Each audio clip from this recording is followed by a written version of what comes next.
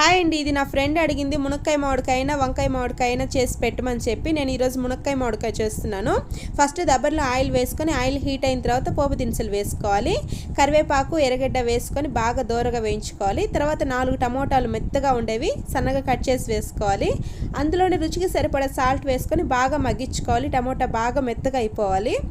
బాగా మెత్తగా అయిన తర్వాత ఒకసారి మూత తీసి కలిపెట్టుకొని మనం ముక్కలుగా కట్ చేసుకుని మునక్కాయలు వేసుకోవాలి. మునక్కాయల్లో నుంచి పచ్చి వాసన పోయేంత వరకు ఒక 2 నిమిషాలు ఉడికించుకోవాలి. ఇలా ఉడికిన తర్వాత ఇందులో పసుపు కారం వేసుకోవాలి. కారం 2 స్పూన్లు వేసుకుంటున్నాను. బాగా ఒకసారి కలిపెట్టేసుకొని ఇందులో వాటర్ పోసుకోవాలి. అరకిలో మునక్కాయలకి నేను 1/2 లీటర్ వాటర్ పోసుకుంటున్నాను. ఇంకా గ్రేవీ ఎక్కువ కావాలంటే ఇంకో గ్లాస్ పోసుకోవచ్చు.